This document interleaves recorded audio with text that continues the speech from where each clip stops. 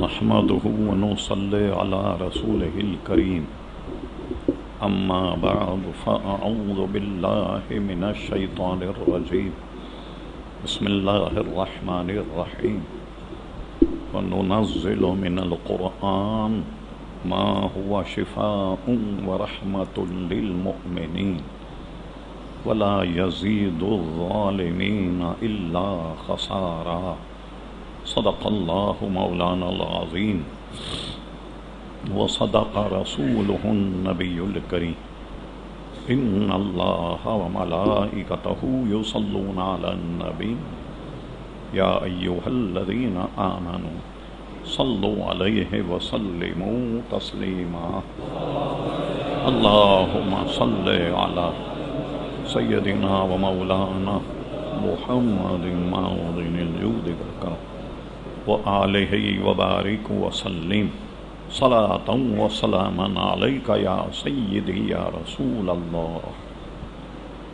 معزز علماء کرام، حاضرین مجلس، عزیز طلبہ،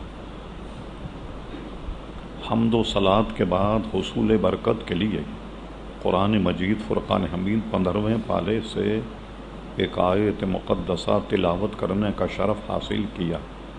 قبل اس کے کہ کچھ عرض کیا جائے، اللہ تبارک و تعالیٰ سے دعا کہ وہ اپنے پیارے حبیب لبیب نبی کریم علیہ وعلی آلہ افضل الصلاۃ و تسلیم کے صدقے و توفیل مجھے حق کہنے کی توفیق عطا فرمائے۔ ہم تمام شرکاء محفل کو اللہ تبارک و تعالیٰ حق سن کر حق کو قبول کرنے کی اور اس پر عمل کرنے کی توفیق عطا فرمائے۔ وہ سارا مضمون جو ہم نے گزشتہ اتوار کو عرض کیا تھا اس کو ذہن میں تازہ کر لیں۔ جس کا مرکزی نقطہ یہ تھا طب نبوی، طب سے متعلق حضور علیہ السلام کے ارشادات، جس کا بنیادی مقصد یہ ہے کہ بیماریوں سے کیسے بچا جائے۔ تو قرآن مجید کا ارشاد ہے وَنُنَزِّلُ مِنَ الْقُرْآنِ، ہمارے نازل کیے ہوئے قرآن میں مسلمانوں کے لیے شفا اور رحمت ہے۔ وَلَا يَزِيدُ الظَّالِمِينَ إِلَّا خَسَارًا، جو اس کے ساتھ زیادتی کرے اس کو سوائے خسارے کے کچھ نہیں۔ تو بعض قرآنی آیات جو ہیں وہ بھی ان سے علاج ہو سکتا ہے، اور احادیث مقدسہ سے ثابت ہے۔ صحاح ستہ میں ایک حدیث شریف ہے، صحابہ کرام علیہم الرضوان کسی گاؤں پہنچے تبلیغ کی غرض سے، رات دن انہوں نے خرچ کیے، لیکن وہاں والوں نے نہ انہیں کھانے کا پوچھا نہ پینے کا پوچھا۔ بڑے مایوس ہوئے، ان میں اتنا بھی اخلاقی جرأت نہیں، آپ بھئی یہاں آئے ہوئے ہیں، کیا کھایا آپ نے، کیا پیا؟ انہوں نے نہیں پوچھا۔ ان میں ایک آدمی آیا، کہنے لگے آپ میں کوئی منتر جنتر جانتا ہے، کوئی مرض کا علاج؟ انہوں نے کہا کیا ہے؟ کہا ہمارے سردار کو بخار آ گیا ہے، وہ اتر نہیں رہا۔ فرمایا لے کے آؤ۔ انہیں اسے لایا گیا۔ ایک صحابی نے سورہ فاتحہ پڑھ کر اس پہ دم کر دی اور وہ اچھا ہو گیا۔ تو انہوں نے ان کی ضیافت میں ایک بکرا انہیں دیا، اس کو ذبح کر کے انہوں نے کھایا، جس سے ان کا گزارا ہوا۔ اب اس کے بعد ذہن میں یہ تھا کہیں ایسا تو نہیں ہم نے غلط کام کیا۔ آنے کے بعد حضور علیہ السلام سے سارا قصہ بیان کیا کہ ہم نے سورہ فاتحہ پڑھ کے دم کی اور ایک بکرا انہوں نے ہمیں دیا، تو ہم چونکہ ضرورت مند تھے ہم نے وہ ذبح کر کے سب نے کھایا۔ پوچھنا یہ تھا کہ یہ ہم نے صحیح کیا یا نہیں؟ حضور علیہ السلام نے یہ نہیں فرمایا کہ تم نے ناجائز کھایا۔ حضور علیہ السلام نے فرمایا ٹھیک کیا تم نے۔ تو سورہ فاتحہ پڑھ کر دم کرنے سے اس کا بخار اتر گیا۔ تب انہوں نے کہیں انہیں تھوڑا بہت کھانے پینے کے لیے پوچھا۔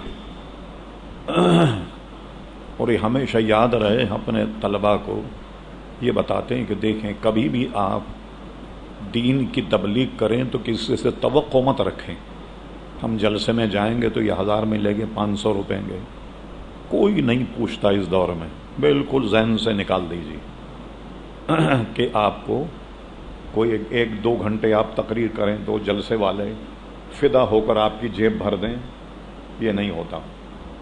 اس لیے حضرت علامہ مولانا محدث مبارک پوری رحمۃ اللہ علیہ، حافظ عبدالعزیز صاحب رحمۃ اللہ علیہ اپنے طلباء کو ایک اچھی بات سمجھاتے کہ جب بھی کہیں جلسے میں جاؤ یہ ذہن میں رکھ کے مت جانا کہ وہاں سے کچھ ملے گا، کیونکہ اگر ذہن میں یہ رکھ لیا کہ وہاں سے کچھ ملے گا، نہیں ملا تو آپ کو غم ہوگا، اور ذہن خالی رکھ کے جاؤ کچھ ملا تو خوشی ہوگی۔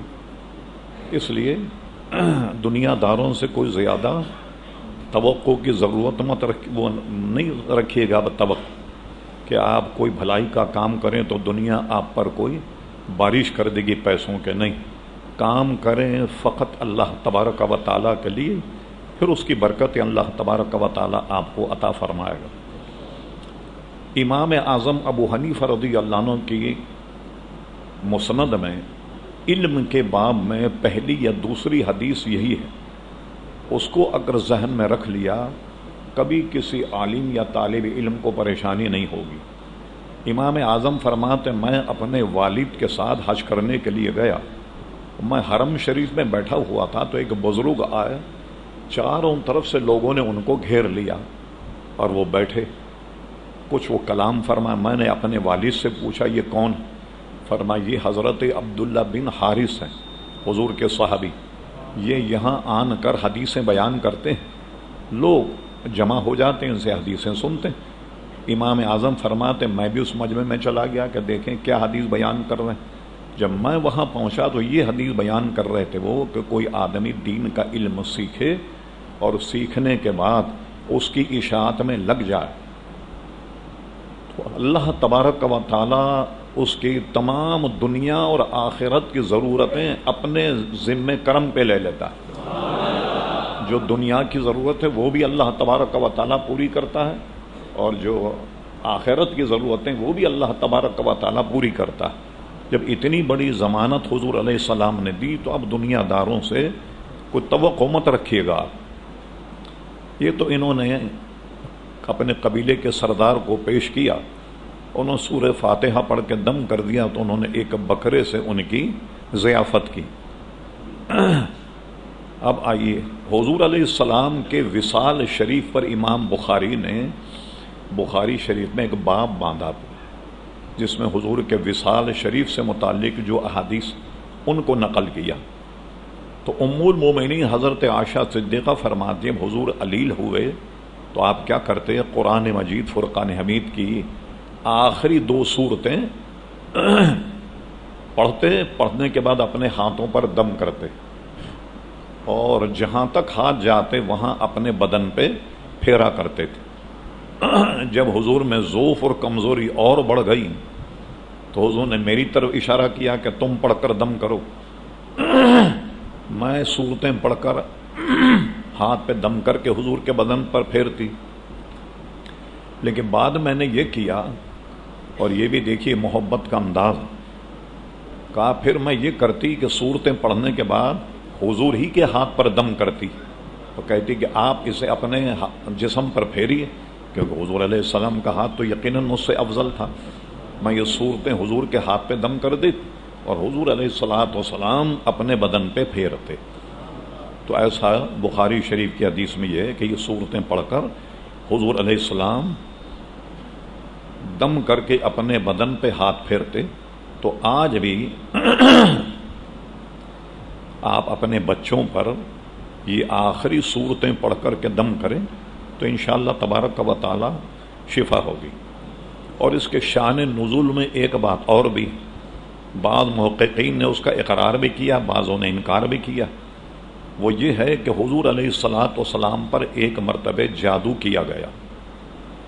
اچھا، اب حضور پر جب جادو ہوا، عام آدمیوں پر اگر جادو ہو جائے تو بالکل بوکھلا جاتا ہے، مگر علماء نے اس پہ اتفاق کیا کہ جادو کا اثر تو ہوا مگر حضور کے عقیدے پر، حضور کے ذہن، فہم و فراست پہ کوئی اثر نہیں ہوا جس کا تعلق منصب نبوت سے ہوتا۔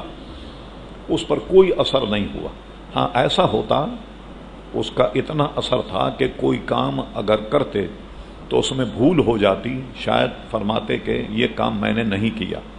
بعد میں صحابہ کہتے ہیں یہ تو آپ کر چکے ہیں کام، یہ اثر ضرور ہوا. تو اس کے کارڈ کے لیے یہ آیتیں نازل ہوئیں جو قرآن مجید کی آخری صورتیں ہیں، یہ نازل ہوئیں. تو ایک روایت میں یہ ہے کہ 2 فرشتے آئے، ایک حضور کے پیر کی طرف کھڑا ہو گیا، ایک سرہانے. تو ایک فرشتے نے پوچھا لگتا ہے اس نبی پہ کچھ ہو گیا. دوسرا کہنے لگا ہاں جادو ہوا ہے. کیسے ہوا؟ کہ فلاں عورت یا مرد نے حضور کے بال حاصل کیے اور بال حاصل کرنے کے بعد اس میں 11 گٹھانیں لگائیں اور کنگے میں لپیٹ کر فلاں کنویں میں اس کو رکھ دیا ہے اور اوپر پتھر رکھ دیا. یہ راز منکشف ہو گیا. تو حضور علیہ السلام نے اس کنویں میں بھیج کر کے وہ پتھر ہٹوایا اور کنگا نکالا تو اس میں بال لپٹے ہوئے تھے، اس میں گٹھانے تھے. یہ دونوں صورتوں میں 11 آیتیں ہیں. تو ایک ایک آیت پڑھتے گئے، گٹھان کھولتے گئے.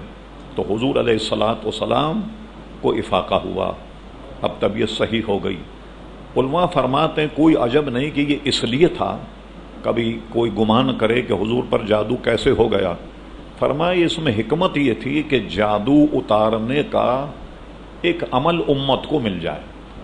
کسی پر جادو ہو جائے، کوئی مرض ہو، تو یہ آخری 2 صورتیں اس کے لیے بڑی مؤثر. یہ پانی پہ دم کر کے پلائیں یا ان پہ دم کر دیا کریں، مریض پہ دم کر دیا کریں.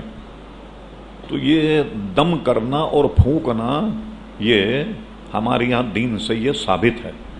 اب لوگوں نے اس پر بھی کتابیں لکھی اور لکھا کہ یہ دم کرنا جو ہے نا یہ بھی شرک ہے، پھونکنا جو ہے یہ بھی شرک ہے.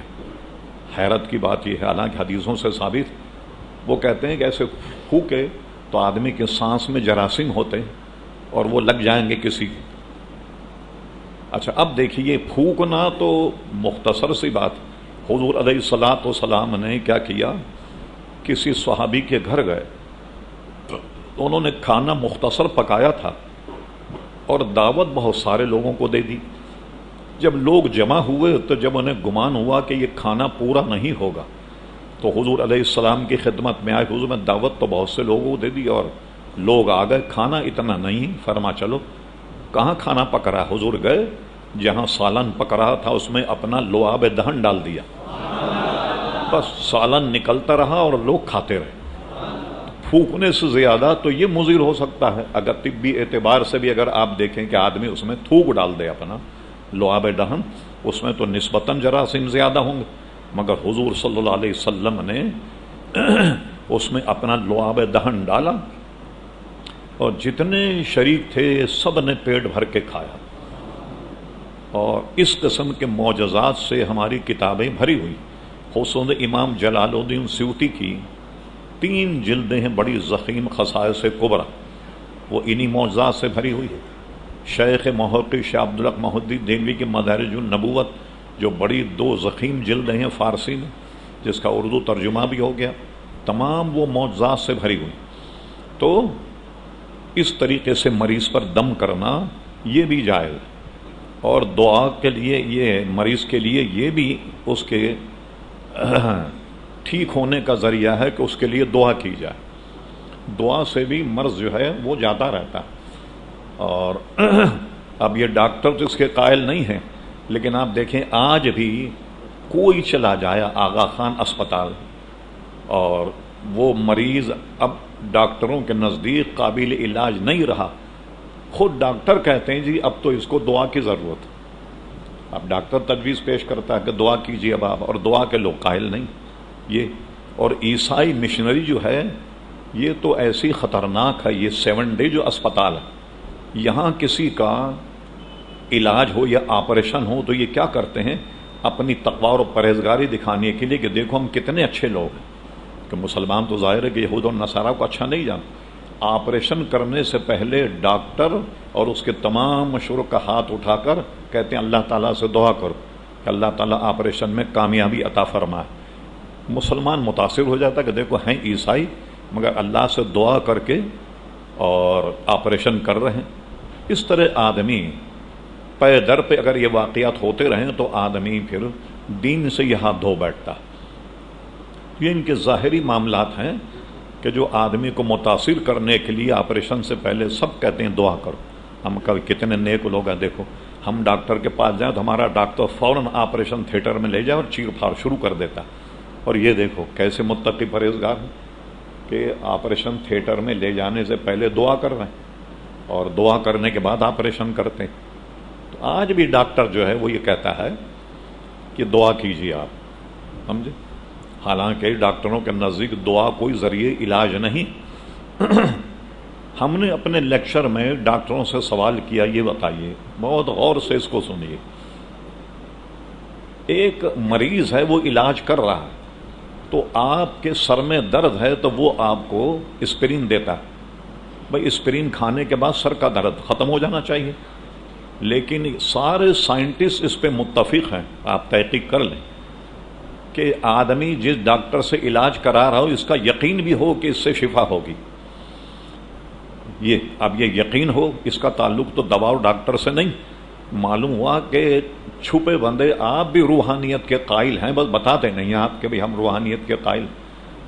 تو یہ کیوں کہ اس کا یہ عقیدہ بھی یہ ہو کہ اس سے فائدہ ہوگا۔ اور آج بھی آپ دیکھیں شہر میں بڑے بڑے لوگوں کے پاس بورڈ لگے ہوئے MBBS نہ جانے کیا کیا لکھا ہوا ہے، وہ مکھیاں مار رہے ہیں بیٹھے ہوئے، کمپاؤنڈر ان کے پڑوس میں بیٹھا ہوا صبح سے شام تک مریضوں کو دیکھتا ہے، وہ علاج کرتا ہے۔ ڈاکٹروں کی اس ڈاکٹر پر یقین نہیں ہے، کمپاؤنڈر پر یقین ہے، حالانکہ وہ تو ڈاکٹر تو نہیں، لیکن یقین کا بھی اس میں بڑا دخل ہے کہ اس کو یقین ہو کہ مجھے اس سے فائدہ ہوگا یا اس دوا سے فائدہ ہوگا۔ اور یقین کا تعلق تو ڈاکٹری اصول سے نہیں، یقین کا تعلق تو دین سے۔ تو آج بھی سارے سائنٹسٹ اور ڈاکٹر اس پہ متفق ہیں کہ مریض کو مطمئن ہونا چاہیے کہ اس علاج سے مجھے فائدہ ہوگا۔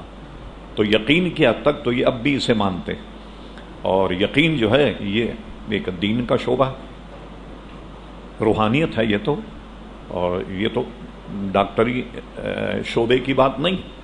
اچھا اب لیجئے ایک نئی بات آپ سے کہتا ہوں، اور اس کو آپ اپنی گرہ میں باندھ۔ آپ جس آدمی سے ملیں کوئی نہ کوئی آدمی ایسے مرض میں ضرور مبتلا ہے جس کا علاج نہیں ہو رہا، ڈاکٹر سے علاج بھی کرواتا فائدہ نہیں ہو رہا۔ آپ کو لاکھوں مریض ایسے ملیں گے کہ بھائی وہ علاج تو ہم کرتے لیکن فائدہ نہیں ہوتا۔ کیوں فائدہ نہیں؟ کبھی اس کے اسباب پہ غور کیا آپ نے کہ ایسا کیوں ہے؟ اتنے بڑے بڑے اسپتال ہیں کہ آپ ریسیپشن پہ جب جائیں تو جاتے ہی آپ سے 2 لاکھ روپے رکھ لیے جاتے ہیں، تب جا کر آپ کو بستر پہ سلاتے ہیں۔ اتنے بڑے بڑے اسپتال ہیں تو یہ لوگ علاج کیوں نہیں کرتے؟ کیا وجہ؟ سب سے پہلے تو یہ بات ذہن میں رکھے، بخاری شریف میں کتاب الطب میں یہ حدیث بطور خاص بیان کی گئی کہ جتنی بیماریاں ہیں اللہ تبارک و تعالیٰ نے سب کا علاج بھی اتارا۔ ہاں یہ بات ہے کہ ہم وہاں تک نہیں پہنچ پائے، ورنہ آپ دیکھیں، زندہ مثال میں دیتا ہوں آپ کو، چیچک ایک زمانے میں ایسا مرض تھا جس کا کوئی علاج نہیں، اب چیچک قابل علاج ہو گیا، بلکہ ایک ٹیکہ لگتا ہے، وہ لگا لیں تو چیچک نہیں نکلے گی۔ اسی طریقے سے آپ دیکھیں کہ پولیو ایسا مرض ہے کہ لگ جائے تو ساری زندگی بچہ محتاج ہو جاتا، تو انہوں نے ایک ٹیکہ ایجاد کر دیا ہے کہ وہ بچے کو لگا دیا جائے تو اسے پولیو نہیں ہوگا۔ یہ بہت بڑی کامیابی۔ تو پہلے تو ٹی بی جو ہے یہ بھی لا علاج تھا، لاکھوں لوگ ٹی بی مبتلا ہو کر کے مر گئے، لیکن اس کے بعد ٹی بی کو قابل علاج بنا لیا یا نہیں؟ اب ٹی بی قابل علاج ہو گیا، کسی کو ٹی بی ہو تو اس کو ہیبت ہو جاتی کہ اب وہ زندہ نہیں رہے گا، لیکن اب اس کو پریشانی کی ضرورت نہیں، معقول اسپتال میں اگر جائے تو اس کو ٹی بی کا علاج اس کا ہو جائے گا، تو تقریباً علاج نکل گئے۔ لیکن بعض ایسے بیماریاں ہیں جیسے میں نے عرض کیا کہ ہم علاج کراتے جائیں مگر وہ بیماری نہیں جاتی، لاکھوں روپے لوگوں نے خرچ کر دی، اس کے اسباب دیکھیں کہ یہ ہے کیوں، ایسا کیا ہے۔ حضرت شاہ عبدالحق محدث دہلوی رحمۃ اللہ علیہ کا ایک رسالہ ہے، آج سے 100 برس پہلے چھپا تھا وہ، اردو ترجمے کے ساتھ، جس کا نام رکھا تھا ضیاء اللباس، جس میں لباس کا بیان۔ پھر یہ کتاب ہم نے دیکھ کر بہار شریعت میں 16ویں حصے میں اس کے حوالے موجود۔ اصل کو ہم نے تلاش کیا اور اصل رسالہ ہمیں مل گیا۔ ملنے کے بعد اس کو طباعت کروایا اور اس کا ترجمہ بھی کروایا۔ پھر اس کے بعد شیخ محقق نے جتنے حوالے دیے ہیں ان حوالوں کی تخریج بھی کی کہ یہ فلاں حدیث کون سی کتاب میں ہے۔ بڑی محنت سے ایک نوجوان نے کام کیا۔ پھر اس کے بعد تخریج شدہ رسالہ جو ہے وہ پھر چھپا الحمدللہ، اور اصلی بھی موجود ہے ہمارے پاس، اس کا ترجمہ بھی موجود ہے۔ حضرت صدر الشریعہ رحمۃ اللہ علیہ جب بہار شریعت لکھ رہے تھے، وہ اصلی رسالہ انہیں نہیں ملا، اس کا ترجمہ ملا ضیاء اللباس کے نام سے، وہ بھی 100 برس پہلے چھپا تھا۔ اب وہ بھی رسالہ نہیں ملتا، اس میں یہ حدیث موجود ہے، جس سے انداز لگائیے کہ بعض امراض ایسے ہیں کہ جو آدمی کی جان نہیں چھوڑتے۔ اس کی وجہ کیا ہے؟ اس کی وجہ حدیث شریف یہ بتائی گئی، حضور علیہ السلام نے فرمایا، بہت غور سے سن کر اس کو اپنے گرہ میں باندھیں اور اس پر عمل کریں۔ فرمایا جو آدمی بیٹھ کر امامہ باندھے اور کھڑے ہو کر پاجامہ پہنے، وہ ایسے مرض میں مبتلا ہوگا جس کی دوا نہیں۔ اب عام طور پہ آپ دیکھیے، ہم سب جو ہیں، چلیے امامہ تو اب رخصت ہو گیا، لیکن پاجامہ تو ہے۔ کتنے لوگ ہیں جو کھڑے ہو کر کے پہنتے ہیں، کتنے لوگ ہیں جو بیٹھ کر پہنتے ہیں۔ تمام کی عادت ہے کھڑے ہو کر پہننے۔ تہبند تو چونکہ کھڑے ہو کر ہی باندھا جاتا ہے، اس کا استثناء۔ اس کی جگہ جو لے لیں اظہار، جیسے پتلون ہے، پاجامہ ہے، شلوار ہے، یہ سب اسی کے سب ذیلی چیزیں، تو اس کو بیٹھ کر پہننا چاہیے، کھڑے ہو کر نہیں پہن۔ اور امامہ باندھنے والے حضرات جو ہیں ان کو چاہیے کہ امامہ شریف کھڑے ہو کر کے باندھے، بیٹھ کر نہ باندھے۔ فرمایا کہ جو اس کے برعکس کرے اس کو ایسی بیماری لگے گی جس کی دوا نہیں، جس کا علاج نہیں۔ تو آپ دیکھیے کہ ہر آدمی میں یہ چیزیں ہیں یا نہیں۔ اچھا، امامے کا معاملہ تو بالکل ہی ختم ہو گیا، اب تو باندھنا ہی لوگوں نے چھوڑ دیا۔ جو کوئی نوجوان باندھتا بھی ہے تو اس کے ماں باپ کہتے ہیں ارے ابھی سے مولوی بن گیا۔ شیطان کا دھوکہ ہے، وہ کہتے ہیں لو بھائی ابھی سے نماز پڑھنے لگ گیا، ابھی سے مولوی بن گیا۔ ارے بھی عمر کیا ہے تیری؟ 20 سال کی عمر ہے۔ آدمی تو 60-70 سال کا ہو جائے، جب بالکل قبر میں پیر لٹکا دے تب اسے نماز پڑھنی چاہیے یا امامہ باندھنا چاہیے۔ ابھی تو کوئی لڑکی والے آ جائیں گے تو دیکھنے کے لیے تو کہیں گے بھی لڑکا تو امامہ باندھتا، تو کوئی لڑکی پسند نہیں کرے گی امامہ باندھنے والے، تو ابھی سے کیوں باندھنا شروع کر دیا؟ تو گھر میں ایسے گفتگو ہوتی ہے تو جو نوجوان بچوں کے پیچھے اس کے گھر والے، اس کے عزیز، یہ سب لگ جاتے ہیں کہ یہ ابھی نوجوانی کا حال ہے اور ابھی سے تو نے یہ شروع کر دیا۔ اب آپ اور فرمائیے کہ کیا مرنے کی کوئی عمر مقرر ہے کہ اتنی عمر تک آدمی زندہ رہے گا؟ آپ نہیں دیکھتے روزانہ سال بھر کا بچہ مر جاتا ہے، 2 سال کا مر جاتا ہے، کوئی بچہ پیدا ہی ایسا ہوتا ہے جو مردہ۔ یہ تو شیطان کا دھوکہ ہے۔ آپ کی 60 سال کی عمر ہے تو آپ کو وہ ورغلائے گا میاں ابھی عمر کیا، یہ 100 برس کے بوڑھے نہیں گھومتے، دیکھتے ہو چلتے پھرتے ہوئے، یہ تو ابھی تک زندہ ہے، تو ابھی تو بہت ابھی آپ کی زندگی باقی، 50 سال اور آپ کو زندہ رہنا۔ یہ سب شیطان کا دھوکہ ہے، اور صوفیہ ہر بات کو اپنے انداز میں سمجھاتے۔ فرمایا دیکھیے آدمی کی زندگی کتنی ہے، عمر یہ تو آپ نے سنا ہو نا کہ آدمی کی زندگی پانی کا بلبلہ، یہ تو بچپن سے آپ سنتے چلے آئے۔ آدمی کی زندگی کیا ہے؟ میں آپ کو فقہ کی زبان میں سمجھاؤں۔ جب آدمی جیسے جماعت کھڑی ہو تو آپ نے دیکھا کہ اقامت ہوتی، اقامت کی علامت کیا ہے کہ اب آپ جماعت کھڑی ہونے والی، تو یعنی اگر اذان ہو اقامت ہو تو جماعت کے لیے ہوتی، ٹھیک۔ اچھا، ایک جگہ ایسی ہے کہ جہاں اذان ہے اقامت ہے مگر جماعت نہیں۔ بچہ جب پیدا ہو تو اس کے دہنے کان میں اذان کہی جائے اور بائیں کان میں اقامت کہی جائے۔ بعض علماء نے حصول کی برکت کے لیے کہا کہ اس کے دہنے کان میں 7 مرتبہ اذان کہی جائے، اور بعض فقہاء نے لکھا کہ بچہ پیدا ہوتے ہی اذان کہنے میں دیر مت لگائیے، ورنہ بچہ جو ہے وہ مریض ہو جائے گا۔ کہتے ہیں کہ شیطان اس پر حاوی ہو جاتا ہے، اذان کہنے سے بچہ شیطان کے مکر و قید سے محفوظ ہو جاتا ہے۔ تو بچے کے پیدا ہوتی کوشش کریں کہ جلد از جلد اس کے کان میں اذان کہہ دیں۔ اب آپ دیکھیے بچے کے کان میں اذان بھی کہی جا رہی ہے، بائیں کان میں اقامت بھی ہے، لیکن کیا جماعت کھڑی ہوتی ہے؟ نہیں کھڑی ہوتی۔ صوفیہ ایسے یوں سمجھاتے ہیں کہ آدمی کی زندگی ایسی ہے، اذان ہوئی، اقامت ہوئی اور جماعت کھڑی ہو گئی۔ اب کتنا وقت ہے آدمی کی زندگی کا؟ بس یہ ہے وقت آدمی کی زندگی کا، اذان ہوئی، اقامت ہوئی اور جماعت کھڑی ہو گئی۔ اب اس زندگی کے لیے دنیا بھر کی برائیاں آدمی مول لیتا ہے، حرام کھا رہا ہے، لوگوں کے دل دکھا رہا ہے، چوری، ڈکیتی، قتل و غارت، کون سا گناہ ہے جو دنیا میں نہیں ہو رہا؟ اور اس دور میں تو یہ کس بھیانک طریقے سے ہو رہے ہیں یہ آپ روز خبروں میں سنتے رہتے ہیں۔ تو اتنی ہے آدمی کی زندگی، اب اس کے لیے جو جی چاہے کر لیں کہ اذان ہوئی، اقامت ہوئی اور جماعت کھڑی ہو گئی، کتنی دیر ہے؟ یہ ہے آدمی کی زندگی، جس کو یوں تعبیر کیا جاتا ہے کہ یہ پانی کا بلبلہ ہے۔ غرض یہ کہ جب بچہ پیدا ہو تو کوشش کریں کہ جلد از جلد کسی اچھے نیک آدمی سے اس کے کان میں اذان کہلائی جائے، اذان دلوا دی جائے، تو شیطان کے مکر و قید سے بچہ محفوظ ہو جاتا ہے۔ درود شریف اللہم صلی علی سیدنا مولانا محمد معود الجود والکرم وآلہ وبارک وسلم صلاۃ وسلام علیکہ سیدی یا رسول اللہ صلی اللہ علیہ وسلم۔ تو بیمار پر آیات مقدسہ پڑھ کر دم کی جائیں تو یہ بھی ذریعے علاج ہے۔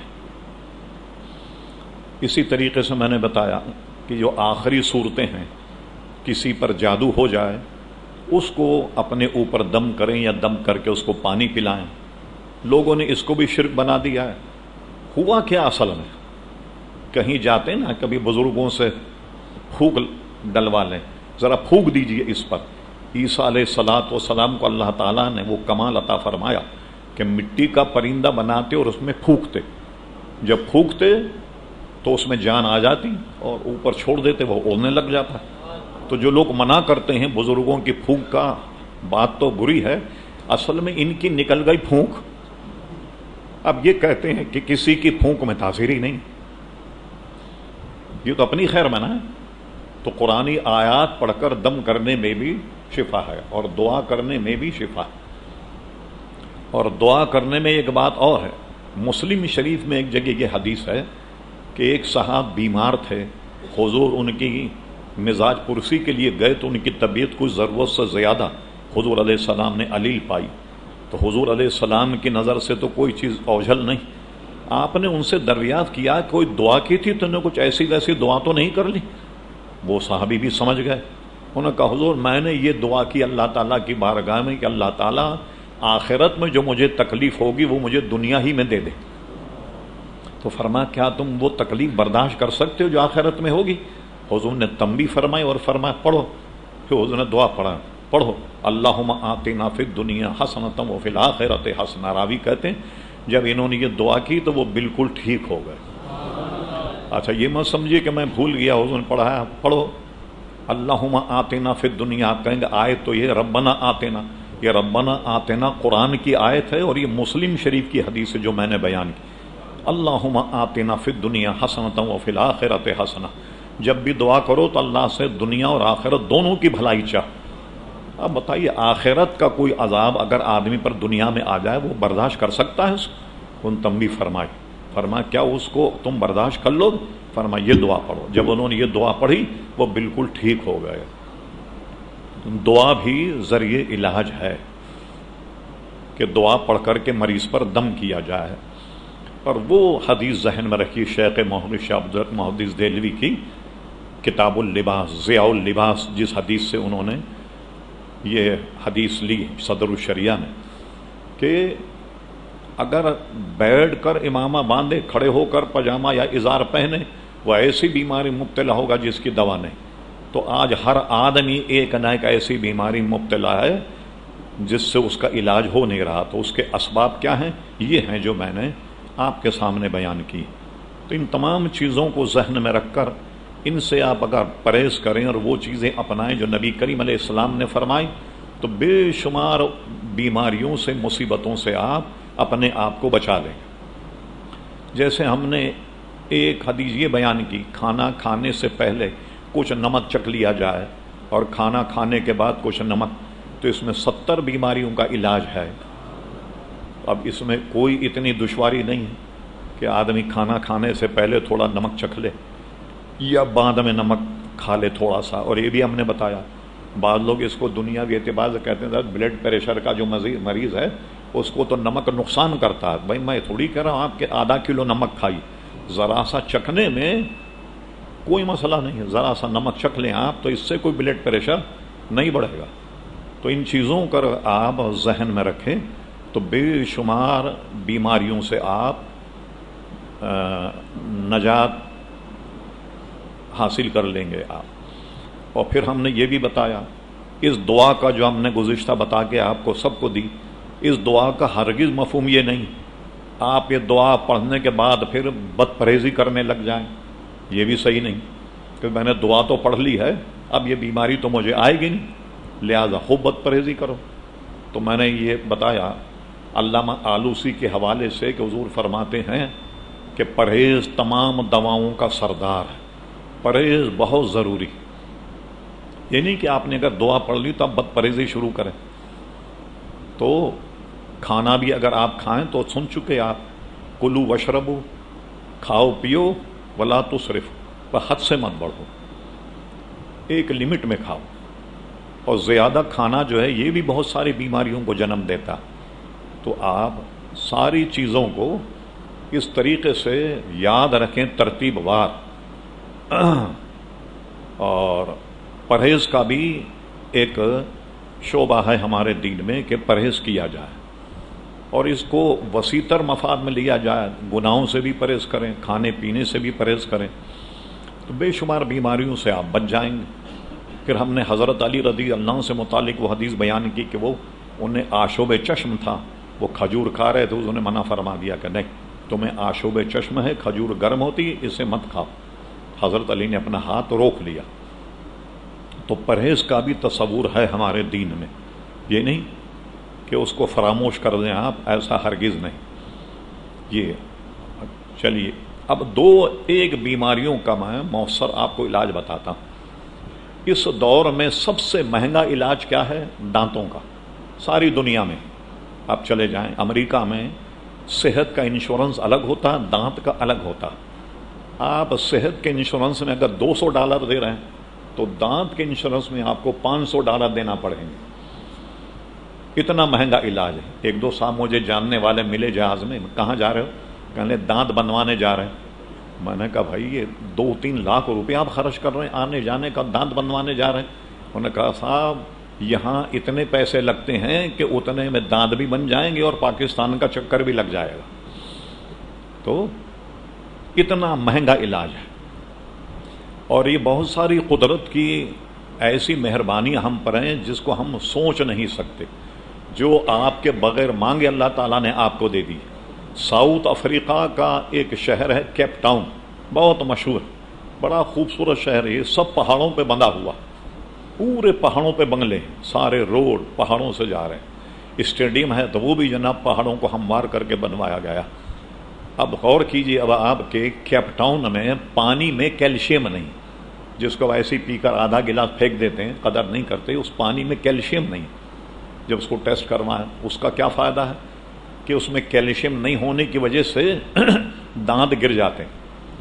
22-24 برس کی جو جوان عورت ہو، شادی کر کے لائیں تو لگے گا پوپلی، دانت ہی نہیں اس کے منہ میں، ایسا لگے 80 برس کی بڑھیا لے آئے آپ۔ تو اب یہ کیلشیم ہمارے یہاں پانی میں ہے جس کی وجہ سے دانت مضبوط رہتے ہیں، وہاں کیلشیم ہی نہیں پانی میں۔ تو 20-25 برس کے لوگوں کے دانت جو ہیں وہ ٹوٹ جاتے ہیں، گر جاتے ہیں۔ اور یہ چیز اللہ تعالیٰ نے ہمیں بغیر مانگے ہماری پانی میں کیلشیم ہے جس سے ہمارے دانت مضبوط ہوتے ہیں۔ اچھا میرے بھی دانت اصل میں گر گئے تو میں نے ساؤتھ افریقہ کا دورہ کیا تھا 82 میں، تو یہ معلوم ہوا کہ ساؤتھ افریقہ کے جو ڈینٹسٹ ہیں دنیا میں سب سے زیادہ ماہر، چائنا کو بھی پیچھے کر دیا۔ اس کی وجہ کیا ہے کہ وہاں جب 20 برس میں دانت گر جائیں تو ظاہر ہے کہ دانتوں کا مرض زیادہ ہے، اس لیے ویسے ہوشیار ڈاکٹر وہاں پیدا ہوئے۔ تو ایک ہمارے میمن بھائی تھے، مجھ سے ملے، کہنے لگے یہاں کے ڈاکٹر بڑے مشہور ہیں، تو آپ کے میں دانت لگوا دیتا ہوں۔ گیا میں اس کے پاس بیٹھا، اس نے دانت دیکھے تو اپنے آلے سے یہ بجایا ایسے، تو کہنے لگے اوہ یہ تو آپ کے دانتوں سے میوزک کی آواز آ رہی، اتنے مضبوط دانت ہیں آپ کے۔ تو میں نے اس کو کہا کہ میں ایک دعا پڑھتا ہوں جس کی وجہ سے یہ دانت مضبوط۔ فوراً اس نے کیا کیا، پیڈ لیا اور قلم لیا، کہا مجھے بھی بتائیے وہ دعا کیا۔ تو اعلیٰ حضرت فاضل بریلوی نے لکھا ہے، طریقہ یہ آپ یاد رکھیں اور لکھ لیں جن کے پاس قلم، ورنہ بعد میں آدمی بھول جاتا۔ فرمایا نماز وتر میں پہلی رکعت میں آپ یہ سورت پڑھیں اذا جاء، اور دوسری رکعت میں تبت یدا، اور تیسری میں قل هو اللہ احد دعائے قنوت سے پہلے۔ تو اعلیٰ حضرت فرماتے ہیں آدمی کے دانت اتنے مضبوط ہو جائیں گے کہ 100 برس کی عمر میں گنا کھائے گا۔ کتنا کتنا کتنا کتنا مختصر وظیفہ ہے کہ تمام دانت کے امراض سے آپ بچ جائیں۔ اور فرمایا کہ 100 برس کی عمر میں آدمی گنا کھائے گا، اس کے دانت اتنے مضبوط ہو جائیں گے۔ دیکھیں حضور علیہ السلام کی اداؤں میں کتنی برکتیں، اور یہ بزرگوں کے ارشادات کی روشنی میں دیکھیں آپ تو برکتیں۔ بزرگان دین جو ہیں وہ کش کے ذریعے سے ان چیزوں کو حاصل کر لیتے ہیں، ہم وہی بتائیں گے جو کتابوں میں۔ تو اعلیٰ حضرت نے اس کو یوں لکھا، پہلی رکعت میں اذا جاء، دوسری میں تبت یدا، تیسری میں قل هو اللہ احد۔ یہ عادی بن جائیے، جب آپ وتر کی نماز پڑھیں تو دانت کے تکلیف سے آپ بچ جائیں گے۔ اچھا اس نے فوراً لکھا، اور لکھنے کے بعد کہنے لگا مولانا یہ میں کسی اور کو بھی بتا سکتا ہوں؟ میں نے کہا بالکل بتائیے، لیکن اس نے دیانتداری سے کہا میں کسی اور کو نہیں بتاؤں گا، اگر یہ ساری چیزیں میں لوگوں کو بتاؤں دوں تو میں کھاؤں گا کیا؟ میرا تو ذریعہ علاج یہی ہے، ذریعہ معاش یہی ہے، تو میں نے اگر لوگوں کو بتا دیا تو میں روٹی کہاں سے کھاؤں گا؟ ارے میں نے کہا بھائی آپ کراچی آئیے، ایک ہی جگہ ایک ہی لائن میں 3-3 ہزار دکانیں کپڑے کی۔ اللہ تعالیٰ سب کو رزق دے رہا ہے یا نہیں دے رہا ہے؟ تو دین کو چھپانا اگر جائز ہوتا تو آپ ایسا کرتے، دین کو چھپایا نہیں جائے، لوگوں کو منفعت اور لوگوں کو جو بھلائی کی بات ہے وہ پہنچائی جائے۔ خیر اس نے کہا ٹھیک ہے، میں نے ایسی مذاق میں کہہ دیا آپ کو، لیکن میں یہاں محفوظ رکھوں گا، جو زیادہ مریض ہوگا اس کو بتاؤں گا میں کہ وہ یہ کرے۔ تو ایسے بھی بخیل لوگ ہیں، بغیر کسی کو میں نے بتایا تو کوئی مریض ہی نہیں آئے گا تو میں کھانا کہاں سے کھاؤں گا؟ کھانا کوئی مریض کھلاتا، یہ تو روزی تو اللہ تبارک و تعالیٰ دیتا۔ ہاں یہ نہیں سمجھیں آپ کہ آپ کا مطب کھلا رہے گا تب آپ کو روزی ملے گی، یہ نہیں، روزی تو اللہ تبارک و تعالیٰ دیتا ہے، اور جو آپ کی قسمت میں لکھ دی گئی وہ آپ کو ہر حالت میں ملنی۔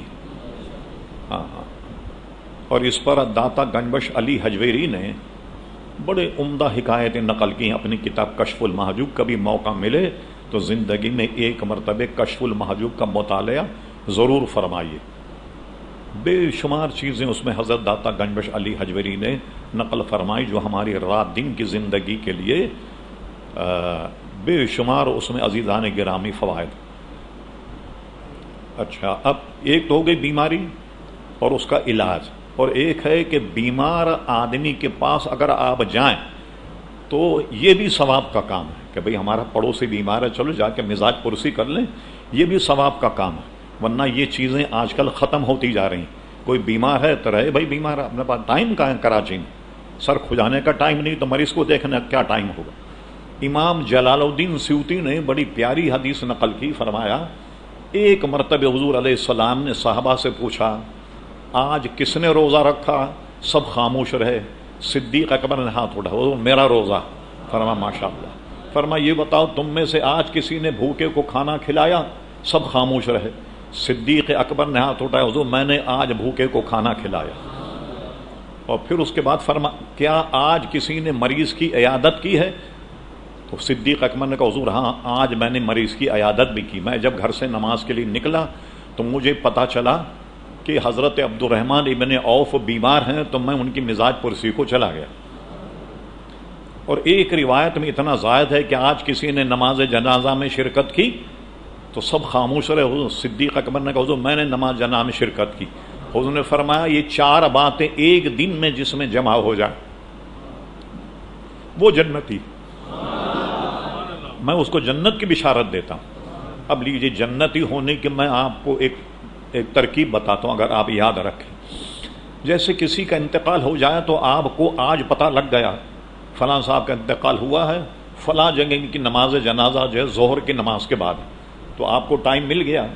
اب آپ ایسا کریں کہ جس دن جنازہ پڑھنے جائیں اس دن روزہ رکھ لیں، روزہ رکھنے کے بعد کہیں بھی کسی غریب کو کھانا کھلا دیں، اور کوئی عزیز اگر آپ کا بیمار ہے تو اس کی جا کر کے مزاج پرسی بھی کر لیں۔ یہ جی 4 باتیں آپ میں ایک دن میں جمع ہو گئیں، تو فرمایا کہ ایک دن میں یہ 4 باتیں جس میں جمع ہو جائیں وہ جنتی ہے۔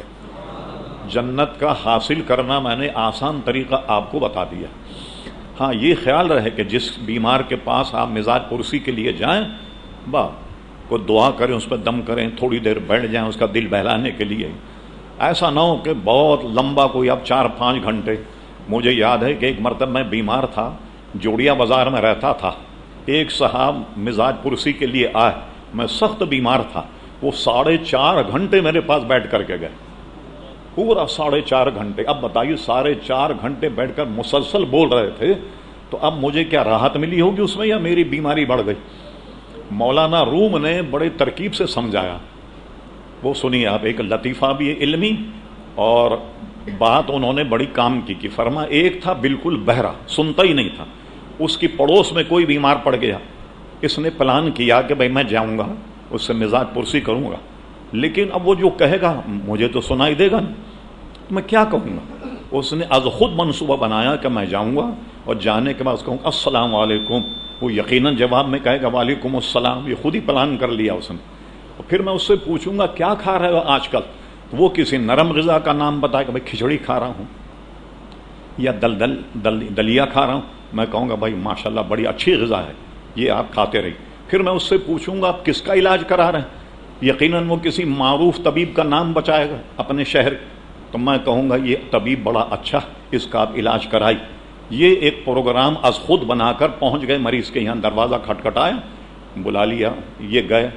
انہوں نے پلان یہ بنایا تھا، میں پوچھوں گا کہ یہ کیسی طبیعت ہے آپ کی، تو کتنا بیمار ہو، لوگ کہیں گے اللہ کا شکر ہے، ٹھیک ہے بہتر ہو رہی ہے طبیعت۔ وہ بیچارہ اتنا مریض تھا کہ جب گئے کہنے لگے کیسی طبیعت ہے آج کل آپ کی، کہنے لگے مرا جا رہا ہوں، کہنے اللہ کا شکر۔ پھر اس کے بعد غصے میں تو آ گیا مریض، کہا کھا کیا رہے ہیں آج کل آپ، یہ تو پہلی گرم ہو گیا، کہنے لگے زہر کھا رہا ہوں، کہنے لگے یہ بڑی اچھی غذا، اسی کو آپ جاری رکھیے گا۔ اچھا کہنے لگے علاج کس کا کروا رہے ہیں آپ، کہنے لگے علاج تو آن کر میرا ملک الموت کرے گا، کہنے لگے یہ بڑا اچھا طبیب ہے، اس کا علاج جاری رکھیے آپ۔ اور خوش ہو کر کے چلے آئے کہ میں نے ماشاءاللہ مزاج پرسی کر لی باوجود بہرا ہونے کے، تو ایسی معذوری ہوتی ہے۔ اور وہ گھر پہ خوش ہو گئے کہ میں نے اس کی مزاج پرسی کر لی۔ اب بتا اس مزاج پرسی سے اس بیچارے کو فائدہ ہوا یا نقصان ہوا؟ آپ کسی مریض کے پار 4 گھنٹے 5 گھنٹے بیٹھ جائیں تو اس کو کیا ہوگا، کوئی فائدہ ہوگا یا اس کو نقصان ہوگا؟ تو یوں سمجھایا مولانا روم نے ایک بہرے کا قصہ۔ اب جو آدمی بالکل بہرا ہو اس کے ساتھ بڑے مسائل ہوتے ہیں۔ ہمارے قریبی رشتہ دار تھے، وہ بالکل بہرے تھے اور تھے شاعر، تو ایک مشاعرے میں انہوں نے یہ مصرع پڑھا جو مجھے یاد ہے، اور بڑا اچھا حکمت کا اپنے طور پہ انہوں نے پڑھا شعر، کہنے ہوں بہرا تو کیا ہے سب سے بہتر ہوں، کسی کی سنتا نہیں اپنی سنائے جاتا ہوں میں۔ تو بہت سے بہرے آدمی ایسے ہیں کہ جن کو بڑی گویا تمانیت بھی کہ کسی کی سنتا نہیں اپنی سنائے جاتا ہوں میں۔ اب آئیے جناب آنکھوں کی طرف۔ آنکھیں کتنی بڑی نعمت ہیں اللہ تعالیٰ کی۔ کہتے ہیں آنکھ گئی تو جہان گیا، دانت گئے تو مزہ گیا۔ اس کا علاج دیکھیے کتنا آسان ہے، اور اس حدیث شریف کو ملا علی قاری رحمۃ اللہ نے اپنی کتاب موضوعات کبیر میں نقل کیا، اور اعلیٰ حضرت فاضل بریلوی نے منیر العین ایک پورا رسالہ بھی لکھا، اور وہ یہ ہے کہ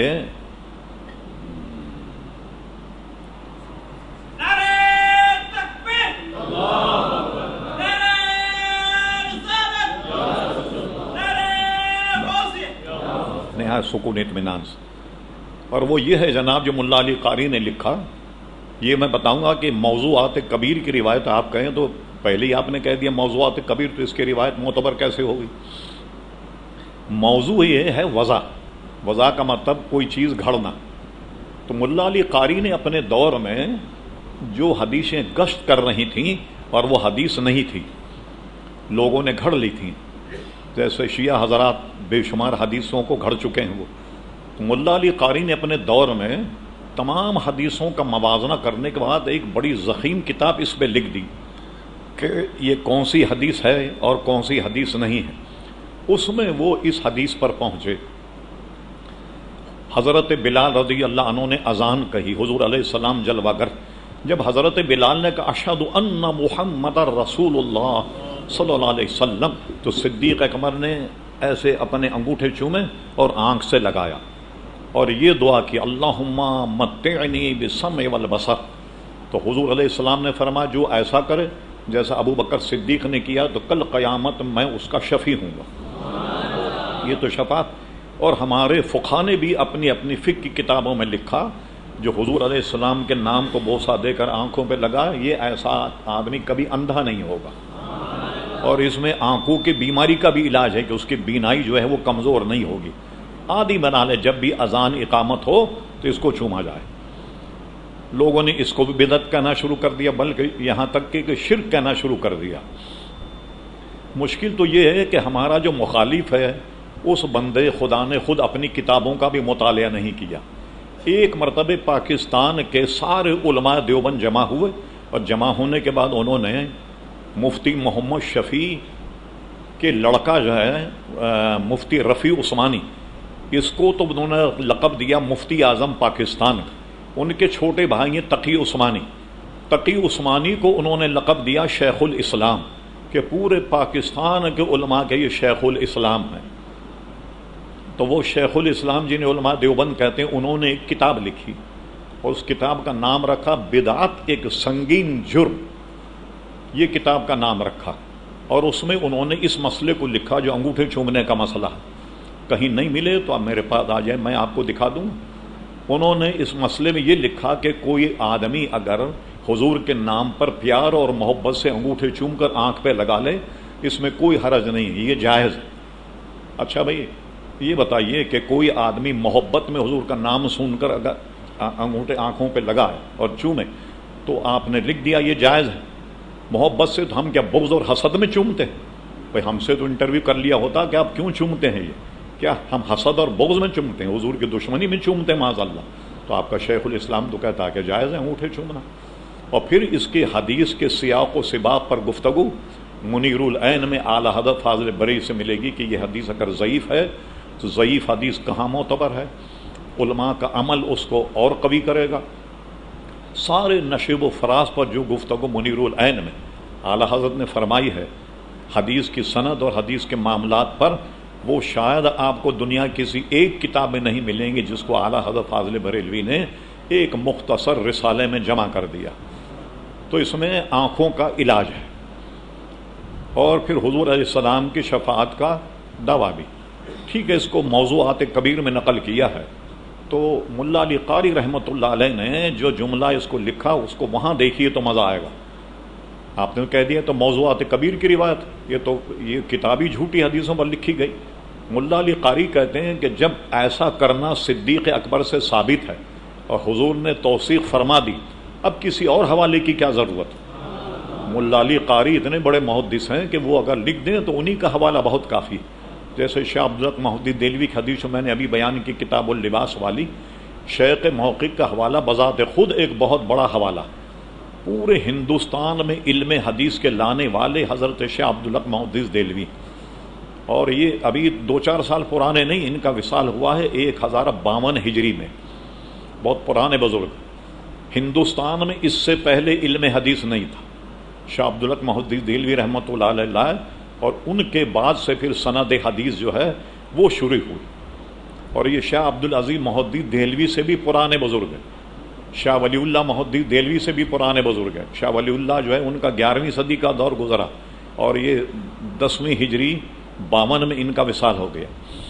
تو ملا علی قاری کا حوالہ بذات خود ایک بہت بھاری بھرکم حوالہ، اگر آپ علماء کی دنیا سے تعلق رکھتے ہوں اور پڑھیں تو ملا علی قاری ایک بہت بڑے عالم دین گزرے جو اپنے زمانے کے مجدد تھے، محقق تھے۔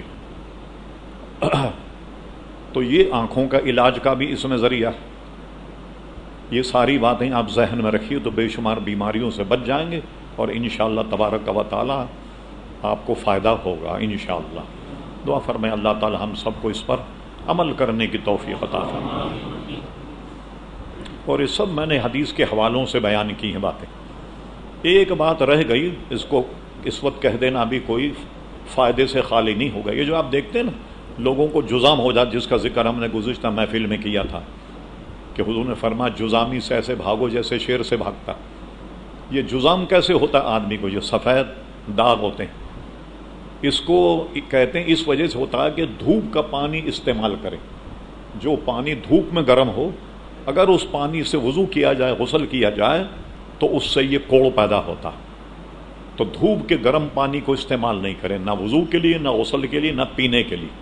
اس کو کسی اگر غسل کرنا ہو کسی بالٹی میں نکال لیں، اس کو ٹھنڈا ہونے دیں، پھر ٹھنڈا ہونے کے بعد اس کو استعمال کریں۔ پینے کے لیے بھی نہیں، وضو کے لیے بھی نہیں، ورنہ اس سے برس کے داغ ہوتے ہیں۔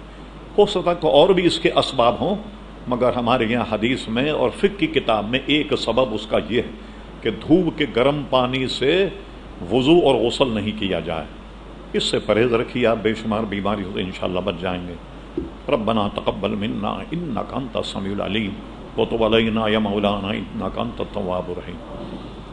ربنا افرغ علینا صبرا وثبت اقدامنا وانصرنا علی القوم الکافرین۔ مولا کریم تمام ہمارے مریضوں کو صحت و عافیت عطا فرما، جتنے بیمار ہیں مولا سب کو شفا کاملہ اللہ عطا فرما۔ جو بیان کیا گیا مولا اسے اپنے دربار میں قبول فرما اور ہم سب کو اس پر عمل کرنے کی توفیق عطا فرما۔ آمین یا رب العالمین۔ ببرکت ان اللہ وملائکتہ یصلون علی النبی یا ایھا الذین آمنوا صلوا علیہ وسلموا تسلیما۔ امام صاحب کو دعا فرمائیں۔ صلاۃ والسلام علیک یا سیدی یا حبیبی یا رسول اللہ۔ الہم جتنے مومن بیمار تمام کو صحت کاملہ عاجلہ عطا فرما، خصوصاً بالخصوص حضور قبلہ شاہ صاحب کو صحت یابی عطا فرما، جملہ امراض سے سبک دوشی عطا فرما، صحت و عافیت نصیب فرما، کہ شائق و تعدیر ہمارے سر پر قائم و دائم فرما۔ ان کے صدقے سے ہم حاضرین کی بخشش و مغفرت فرما، ہمارے صغیرہ کبیرہ گناہوں کو معاف فرما، ہمارے والدین کی بخشش و مغفرت فرما، کو جنت الفردوس میں اعلیٰ مقام عطا فرما۔ تمام کو حضور نبی کریم علیہ الصلوۃ والتسلیم کے سنتوں کے مطابق زندگی گزارنے کی توفیق عطا فرما۔ حضور نبی کریم علیہ الصلوۃ والتسلیم کا عشق و محبت عطا فرما، اسی پر ہمارا خاتمہ بالخیر فرما، عذاب قبر عذاب جہنم سے نجات عطا فرما، بروز محشر اپنے پیارے محبوب صلی اللہ تعالیٰ علیہ وسلم کی شفاعت سے بہرمند فرما۔ وصلی اللہ تعالیٰ علی خیر خلقہ محمد وعلی آلہ واصحابہ اجمعین برحمتہ۔